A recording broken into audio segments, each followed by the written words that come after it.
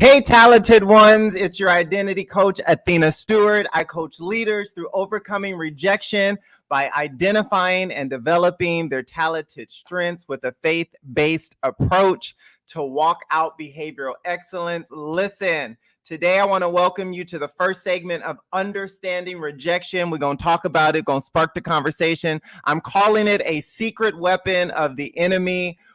Where we will discuss number one in the segment one, which is today, understanding the impact of rejection. We're going to look at segment two, discovering and embracing your talented strengths and how that can help you overcome rejection. Segment three will be knowing your identity and faith. Segment four, overcoming rejection with your talented strengths. We're talking about talents that God has given us and how we can cultivate and develop and utilize them to benefit and walk in our billion-dollar potential. And then the last segment number five, cultivating behavioral excellence. I coach leaders to walk out behavioral excellence. It's all about your behavior, your habits, your mindset. Your mindset changes your behavior. Your behavior changes your actions. Your actions open up opportunity when your actions are produced in excellence. And so I'm super excited to bring this on. I want to welcome my listeners from Instagram, the Wisdom app platform, YouTube, Facebook, and Life Unapologetic with Athena podcast. Let's get into this because I only have 30 minutes. I only got 30 minutes. I promise you. I want to talk about understanding the impact of rejection. And so in this segment, I want to dive into the emotional and psychological effects that rejection can have on you as an individual and as a believer. I think that there's two sides to this spectrum, right? And they should be one and the same, but a lot of times we move different as individuals than we do as believers. And I think there needs to be a point where those two can walk cohesively together, where our behavior, our moving in excellence is fused together with how we are and how we show up. And so both personally, which I call relational, and professionally, which I call financial. You guys know I'm really big on this. The enemy attacks you in your finances, your health, or your relationship. Your finances, your health, or your relationship. And so rejection can be a deeply challenging experience. I know what I'm talking about because I've been there. I've done that. Rejection can be a very challenging experience that affects our self-esteem and our sense of self-worth. And this is really big when we talk about identity. And this is why I want to talk about rejection, because rejection is a strategy that is used to tear down your self-worth, but ultimately to strip your identity, to create a false narrative in who you are. Rejection can lead to feelings of inadequacy. And so I want to talk about this for a second. I want you to understand inadequacy, which is an inability to deal with a situation or with life. We see this showing up when we see high levels of suicide. We see this showing up when we see unhealthy behavior of individuals that are affecting others because of their decisions that are not surrounded in excellence, right? So there's a huge inability in society today to deal with situations and to deal with life that just have not been set up for success. I know what I'm talking about. Been there, done that, got the t-shirt. Rejection can also create feelings of self-doubt, which is the lack of oneself and one's ability. If you look at society and if you look at culture as a whole, there is a huge amount of self-doubt. People just do not believe in themselves. What does that look like? That looks like the poverty mindset. That looks like not the poverty mindset only financially, but also in how we show up and how we move in our day-to-day activities, not really believing in oneself or one's abilities. And this is why I'm so big in this season about your talents and your talents developing and cultivating your strengths so that you use your ability for opportunity and you're not stuck in the rut that the enemy would have you stuck in. And even shame. Rejection brings a level of shame. I always say rejection doesn't walk by itself. It comes with its cousin shame, okay? Rejection moves with its cousin shame. And shame is a painful feeling of humiliation, often due to poor choices. I'm a firm believer that a lot of things that we find ourselves dealing with are either poor choices of ourselves a lot of times, and it's hard to admit that, or the poor choices of another that is reflected or burdened on us. And so we have to be able to do our our self-evaluations and our self-check when it comes to rejection. Rejection can come in various forms, such as being turned down for job opportunities. Again, self-worth, right? Again, identity, receiving negative feedback. A lot of us don't know how to take constructive criticism and utilize it to be better. Facing relationship disappointments. Rejection can show up in these areas of your life. We know that the enemy is big on trying to tear down unity. This is why there's all different types of conversations that put people in certain categories. Why? Because if he can destroy unity within a relational group, doesn't matter what that looks like. It could be non-religious, it can be religious. But at the end of the day, there's great and huge division. And this causes disappointment in the area of relationship. This causes people to not want to develop or be in partnership or relationships with other. We call it staying to ourselves or being an introvert, right? Rejection can also bring feelings of experiencing setbacks in your pursuits. What does that look like when you're feeling like you just can't get ahead, or you're feeling like there's always something holding you back? That goes against your hope. That begins to diminish how you hope and how you believe. And so we have to. The reason why I want to have this conversation is because we just have to put it in the atmosphere. We have to begin to look at, what am I dealing with? What am I struggling with? Could it be rejection that I'm experiencing and I just don't have the language? Is this something that I've been up against in the last days, weeks, months, or even years, and I just haven't really had the language for it, or I haven't put two and two together to see that that's what I'm struggling with and how it's showing up in my life? And so I pray that this conversation just helps us to gain the language and to be aware of some of the tactics that are used against us, both in the natural and in the spiritual realm. Y'all know I'm a big component of two. It is important, and I'm going to say this, it is important to recognize that rejection is a common part of life and something that all of us have encountered at some point. Don't matter who you are, how high, how low, or in the middle, everyone has encountered rejection to some degree and some level. It is a part of life. It is in the atmosphere. It is in relationships. It is in opportunities. There are levels of rejection. It's how we take those levels of rejection and how we move past them that is the differentiator between yourself and another individual. However, the impact it has on each individual can vary greatly. We can come up against rejection but not respond the same. And this is where knowing what God has innately given you, knowing your talents and cultivating those talents, and those talents developing into strengths that will allow you to see rejection in a different lens. Even those painful points of rejection, you begin to gain strategy.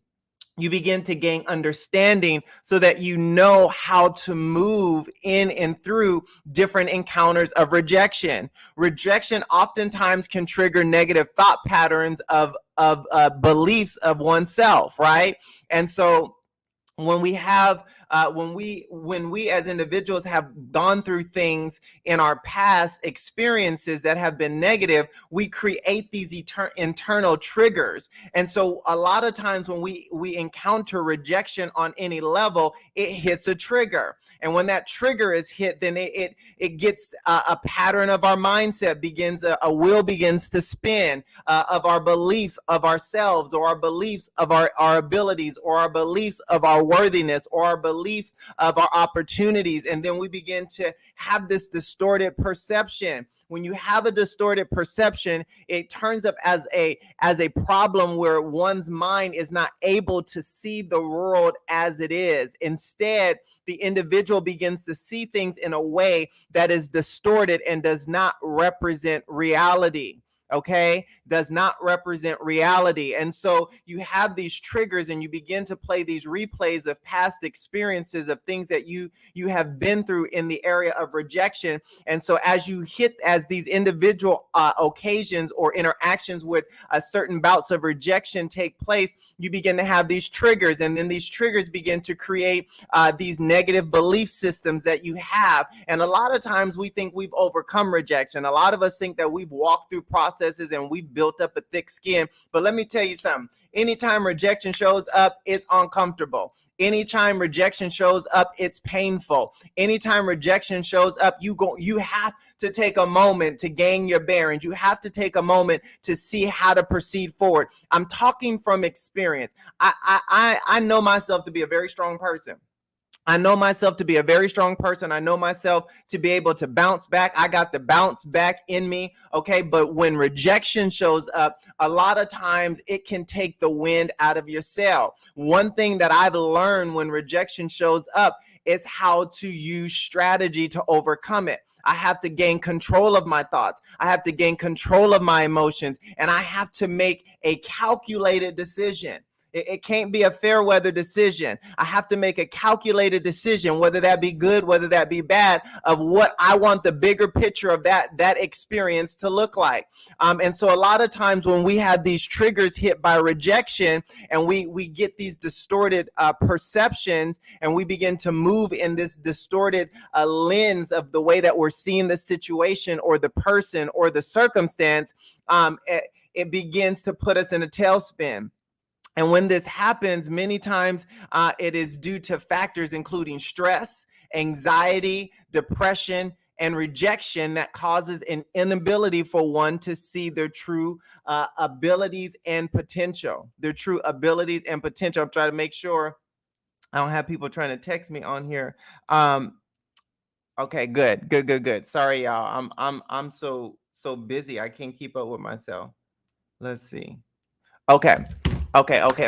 So let's keep going. I'm sorry, I got thrown off a little bit. But so talking about triggers and talking about rejection and how rejection can trigger a response or reaction. I want to talk about some of these factors that show up when rejection hits a trigger. I want to point out stress.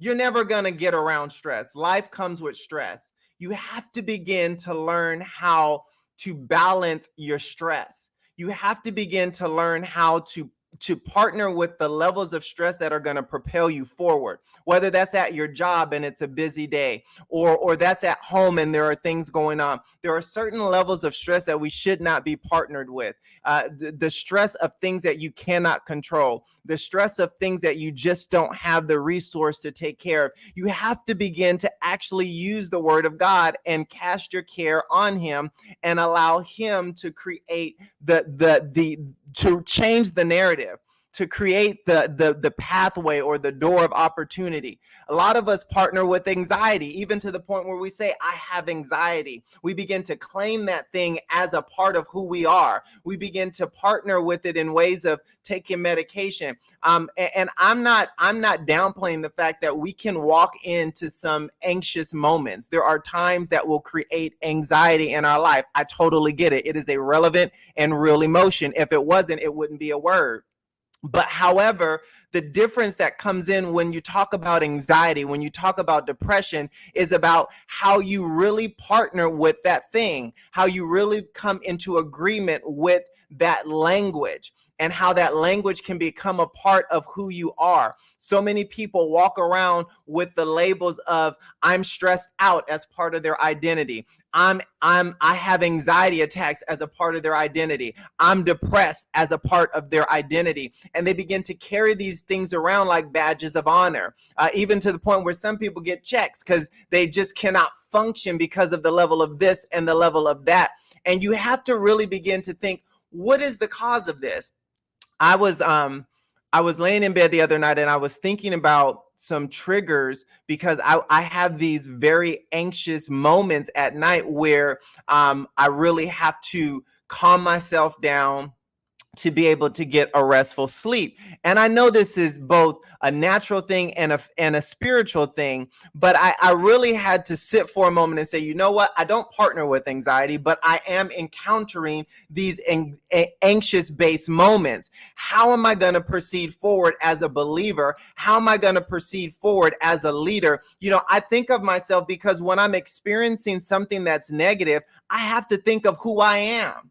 Your identity always matters in a situation. And a lot of times when we're going through negative aspects of our lives, we forget who we are. And we get caught up in the experience that downplays who we are. And so I had to say, okay, God, you know, listen, as a child of God, as a leader, as a strategist, come on, somebody, I use my talents as a strategist, as having talents of input and having talents of intellect. I need to tap in to my abilities to really identify where this trigger is. Where is the trigger? Where did the trigger originate from? Because I'm not going to just endure these negative experiences and not walk through the situation.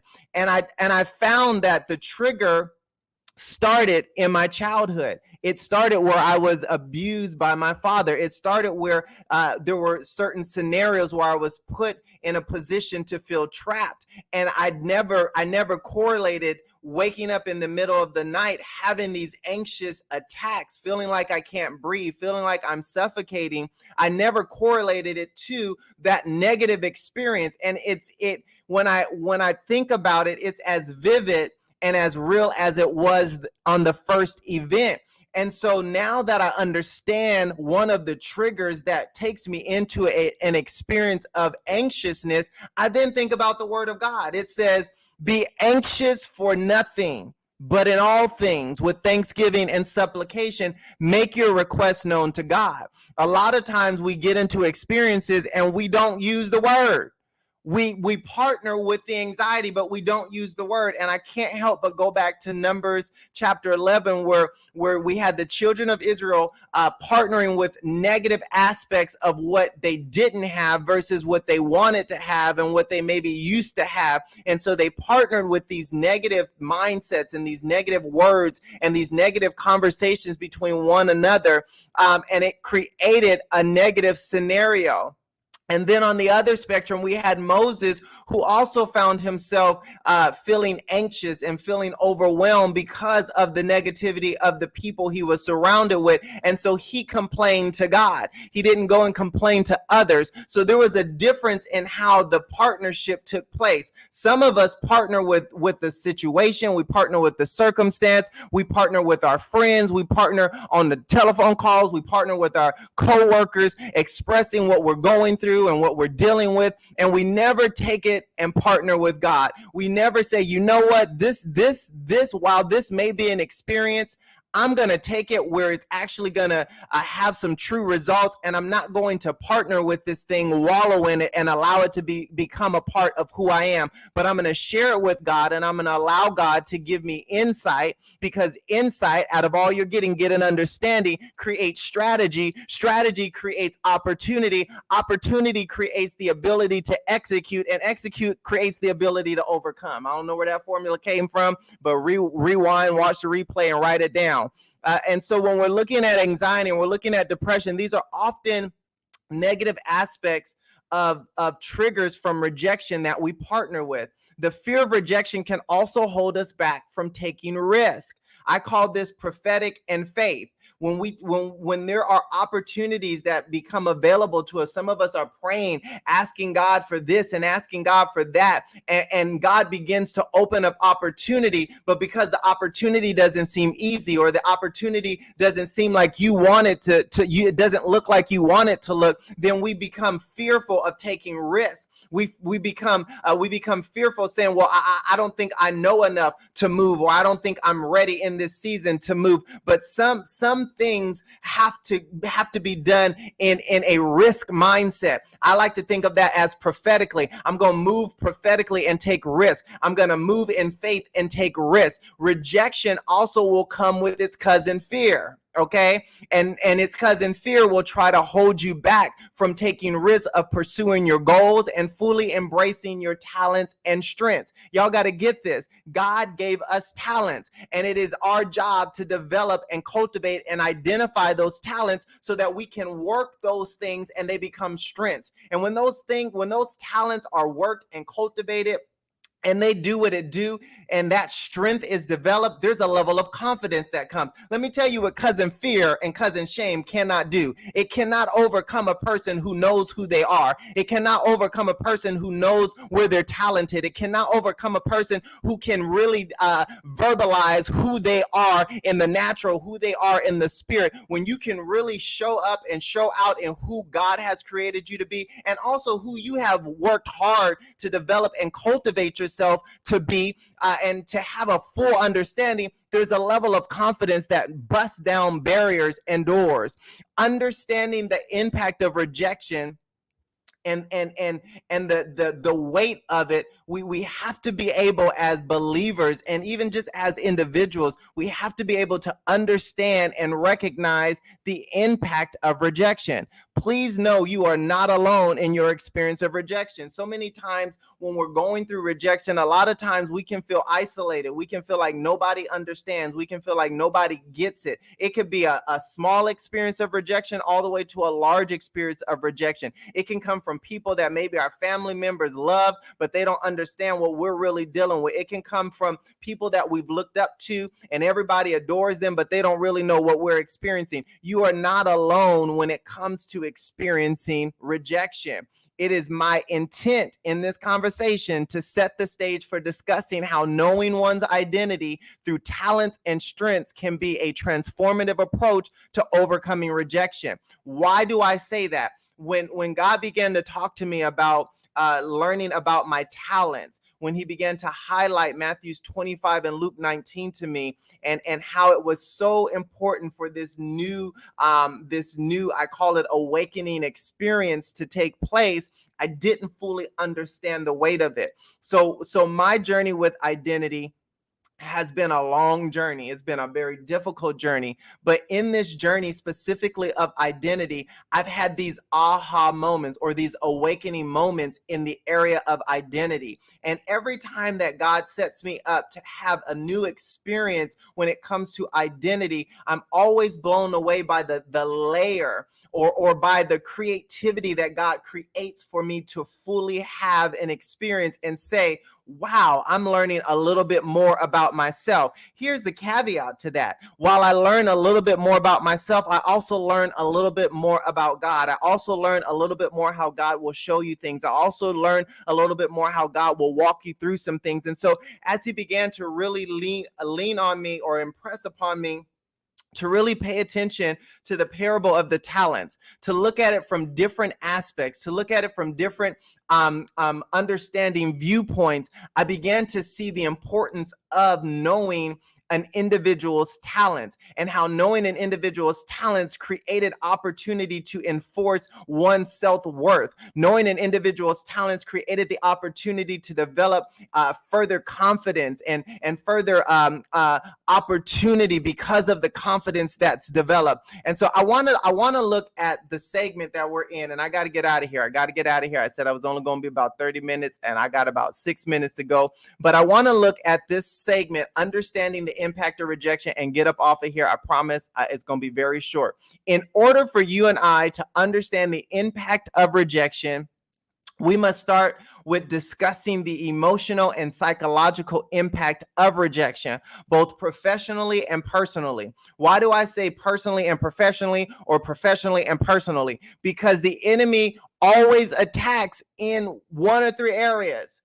Personally, which incorporates relationship, which incorporates community, and most significantly, professionally, which incorporates your finances, which incorporates your livelihood, which incorporates your ability to provide, which incorporates your ability to show up. That affects how you look at yourself, or how you view yourself, i.e. your identity. how you show up or how you are able to show up in the world will affect how you move in your day-to-day activities. It's just a relative fact. The issue with the professional component and understanding the psychological and emotional impact of rejection in this area is that we have become so professional driven, we become so work driven, we become so career driven, we become so entrepreneurial driven that we've allowed our professional or entrepreneurial endeavors to outweigh our relationship with God. And so as we're have this unbalanced situation going on where a professional comes before relationship, then we find ourselves really encountering high levels of impact from aspects of rejection. Personally, rejection can invoke a range of emotions such as sadness, disappointment, frustration, and even anger. These are all tools that the enemy uses, all out of the strategy of rejection. Disappointment, what does that do? That creates a sluggishness in you. That begins to diminish your drive. The same with sadness. That begins to weigh you down to where you don't become as productive, or you're not as go-getter as you usually are. Frustration causes you to just feel like whatever it is that you're working on isn't even worth continuing, right? And then anger just shuts things down all the way together. It takes a lot for me to get angry, but I don't like being in that space because I don't like who that person is. There's no way I can walk in anger, sadness, disappointment, or frustration and move in excellence. They do not go together.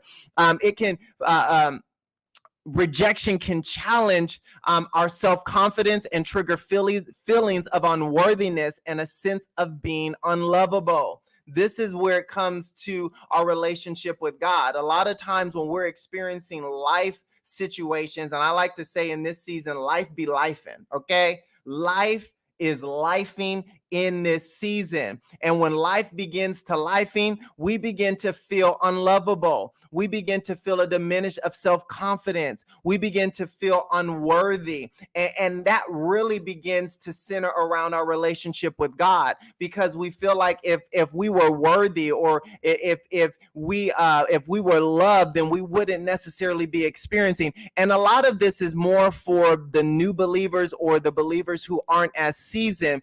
They can really relate their negative experiences on their day-to-day basis to the relationship with God. Whereas those of us who are strong with the Lord, we have a bit of an advantage where we know that God loves us. We just got to do the work, right? We just got to use the strategy. We got to use the scripture. We got to use the text. And that's where we as leaders are supposed to stand up and have these type of conversations, even if it's in the middle of the day, to create an opportunity to change the negative narrative in someone's life. Repeated experiences of rejection can erode our trust in others and make it difficult to form new connections or open up emotionally. What does that sound like? An attack on unity, creating division, creating isolation. These are all tactics that the enemy tries to use that will affect us not only in our personal life, our personal endeavors, but also professionally. Professionally, rejection can have a significant impact on our career aspirations and our goals. Okay? Make you think that it's not even worth going after anymore. It's not even worth continuing anymore. When we start dealing with rejection in the area of professional or career or entrepreneurship, listen, that gets rough. It is not easy to be an entrepreneur. It is not easy to move in ministry. And it's not even easy a lot of times to move in your career, because you're going through the phases of finding your niche. You're going through the phases of finding what you're good at and what you excel at. And again, a lot of the reason, and this is what I've learned in this season of learning my talents and creating language for that, is that I didn't have the language for my talents. So therefore, I couldn't express to employers or people that wanted to partner with me what I'm good at. And so I found myself being put in scenarios or situations that I could not thrive in. Therefore, I could not show up with confidence. And that created opportunity for rejection. That created opportunity for career career assassination, that created opportunity for missed achieved goals. Rejection in the professional area can lead to feelings of failure. Come on, somebody. It can lead to self-doubt. It can lead to insecurity, right? And we know insecurity is a cousin to inadequacy. And these can overall have an effect on our professional abilities and how we show up professionally. Rejection in the workplace, such as being passed over for a promotion or not receiving a desired opportunity, can impact your sense of identity, your sense of purpose, and satisfaction in work. Let me tell y'all something. In this season, one thing that I've gotten right, if I don't say nothing else, I have gotten right my professional life. I know what I'm good at. I know how to do what I'm good at. I know how to communicate what I'm good at. And so I accept and I move in nothing but what I'm good at. I'm not taking positions that I'm not good at just because I need to earn. I'm not taking positions that I can't thrive in just because I need to earn, because I know that my wellness in the area of my professionalism far outweighs my need for provision. Why? Because I know that God will provide for me. And so if I stop accepting substitutes, I narrow my chances of experiencing rejection in certain areas of my life. And so it becomes now a walk with awareness that rejection is seeking to find opportunity in my life. And so the more that I'm aware and the more that I move where I'm talented and the more that I cultivate my talents and I become more developed in my strengths, in my abilities, in my confidence, the less opportunity I have to experience rejection in certain areas of my life. I hope I'm helping somebody. Rejection can amplify your inner critic. Y'all got to give y'all inner critic a name, okay? We give everything else a name. Who's your inner critic? This really speaks volumes for me, because one thing I've noticed is that people begin to amplify the negative aspects in their life more than they do the positive.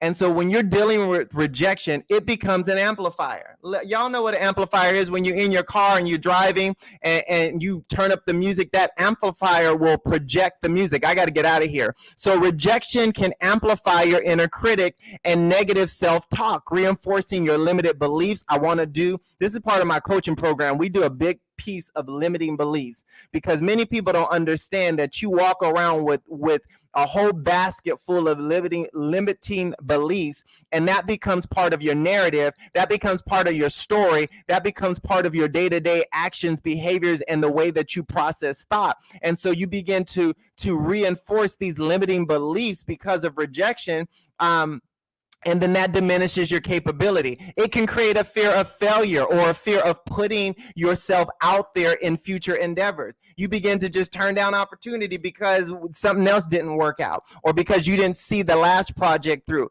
Get up, try again. The emotional and psychological impact of rejection can extend beyond the immediate situation.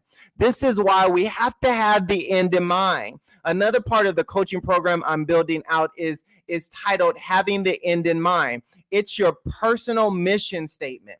What are you aspiring to? What is the end all be all? Is there something that is your ending point through everything that you're doing? Why are you cultivating your spiritual life? Why are you cultivating your personal life? Why are you cultivating your health? Why are you cultivating your community? What is the reason or the drive behind cultivating these areas where we want to walk in wellness? What is the end goal? Now, that end goal can be built upon, that end goal can be expanded upon, but it has to exist. And so many of us are moving in the mundane, day-to-day type of mentality. I like to call it the Western mentality versus the Hebrewic mentality. The Western mentality is a mentality where there's always an end point. It's the 401k for me. It's the retirement plan for me. That's the Western mentality. There's always an end. But when you move in a Hebrewic mentality, it's a continuation of life. And so everything that you do in the here and now is something that is being projected into the eternity of your life. It's being projected into the continuation of your life, whether that's relationship, whether that's health, whether that's legacy, finances. It all plays to the bigger picture, even in the beyond. Y'all better get that. Even in the beyond, you begin to live from an eternity mentality versus a time-based mentality. When you move in an eternity mentality, there is no limit, there is no end. And so everything you do pushes your narrative forward. But it starts with having that personal mission statement. And so when we're looking at rejection and the psychological impacts of rejection, it extends far beyond the immediate situation, affecting our overall well-being and mental health. It may contribute to feelings of anxiety and depression or low self-esteem if not addressed and managed effectively. Enough of talking about mental health month and mental health. Let's start talking about solutions. Let's create the conversation for mental health, but also let's create strategy. Let's have conversations that bring awareness, but also let's utilize the word of God. Let's utilize community to overcome not partnering with anxiety, overcome not partnering with the depression, overcome having low self-esteem. If we address and we manage on the day-to-day by having an end goal in mind, we can overcome. It is essential to recognize that everyone experiences rejection at some point in their lives. And I said this before, and I'm going to say it again. It has happened to everyone. You are not alone. The world is not against you. It's lifing, and there's a way to overcome it. It is a normal part of our human experience. Listen, when Adam and Eve had that fun with that piece of fruit, and that's a whole nother conversation of a mindset shift, a paradigm shift in their thought process that opened up this opportunity for rejection, this opportunity for division. That introduced the paradigm shift of rejection into the life of every human being. However, the way that we interpret and respond to rejection can significantly influence its impact on our emotional and psychological well-being. Okay, it's all about how we respond. And so as you're building your talents and you're identifying your talents and you're giving your talents language and you're cultivating them every day in your day-to-day activities, it begins to give you a ability to respond in a way that's always going to drive you to excellence. I think about Daniel. Daniel always walked in excellence. I don't believe that Daniel had hardship and he wasn't challenged by hardship. I don't believe that Daniel encountered rejection and he wasn't challenged by the rejection. But I believe that Daniel responded. He took time to respond. If you read the stories of Daniel, he always said, let me go pray about this thing. That's kind of like, let me pause, give me a moment to think, and then I'll respond. So many of us, when we encounter rejection and we encounter the byproducts of rejection, we have these knee-jerk reactions. And so we begin to respond. And it's more of the cleanup of the aftermath of our response to the interaction with rejection, whether that's a person, place, or thing that we have to clean up, than it is actually the experience. And so we have to learn to respond differently. By acknowledging the emotional and psychological impact of rejection, both personally and professionally, you and I can better understand the significance of addressing rejection and embracing our identity through our talents and our strengths. This year of 2023, at the end of 2022, I went through a hard bout with rejection. It was hard. It was very difficult, and I struggled. I struggled really, really hard to bounce back from that encounter with rejection. And so I know what I'm talking about when it comes to this thing, rejection. I've been through many bouts of it. And it seems like every time I encounter rejection in a particular season, it's always harder than the last time. And so what I've discovered is that the challenge that is masked in rejection is really looking for my response. Y'all better get this. The challenge of each encounter with rejection, no matter how it shows up in your life, it really is about the response.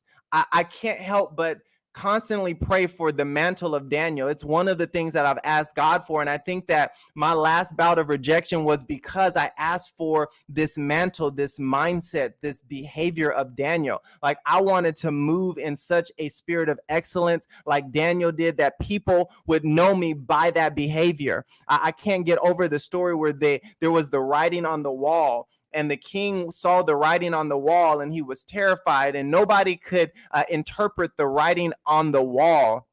And so they began to ask people and to bribe people to interpret the writing on the wall. And there was a woman that was at the party, and she said, listen, there is a man who walks in excellence. They described him by his behavior. They described him by how he showed up. And so I've asked God to give me that. That will never come without challenge. But as you begin to know what God has given you, you begin to know the talents that God has placed in you that are inherited, that are effortless, and you begin to cultivate those strengths that develop from those talents, you begin to respond differently. So listen, I'm done. That's it. That is the fastest live I've ever done in my life, but I wanted to accomplish this goal and get these segments done. I was sitting on my couch yesterday, and Holy Spirit said, I want you to talk about rejection. And I was like, okay, because I'm a identity coach, and I coach leaders through rejection.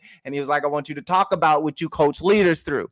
And so I was like, okay, we're going to do this. And so I have broken this down into many different segments because there's a lot to cover, but I'm super excited. Listen, I want to encourage you to follow me, share, like, and download the upcoming segments, including this one, Understanding Rejection, on your YouTube, on Facebook, Instagram, the Wisdom app. I appreciate you guys dropping in and listening. Head over to my podcast, Life Unapologetic with Athena. Listen, that digital currency is important. Spread, like, share, download, connect with me, so that I can continue to get further out there. I'm even over there on TikTok trying to figure that out. You know, you get older, you're not as good at all of these electronic or these social media platforms. But I'm so excited to continue this conversation with you. Listen, we also are doing Talented Theme Tuesdays, where I'm talking about a different talent every Tuesday. I break it down from a professional perspective, from a believer's perspective, from a day-to-day perspective. And I'm really doing this so that you can begin to develop the language for who you are as it relates to your ability, as it relates to your gifting, as it relates to your talents. You know, we sometimes as believers, we don't have the language because our language is developed in kind of a religious context. And so what does it look like to be able to still be that believer and still be consumed in your relationship with God, but able to show up with the language that the world will identify? And as you show up with the language that the world identifies, still carrying your relationship with God, the glory and the favor of God begins to testify on your behalf, and opportunity and favor begins to happen. So listen, y'all, listen. Until next week, I am your identity coach, Athena Stewart, coaching leaders through overcoming rejection by identifying and developing their talented strengths with a faith-based approach to walk out behavioral excellence. I pray that this segment has blessed y'all. I love y'all. I'll see you next week. Bye now.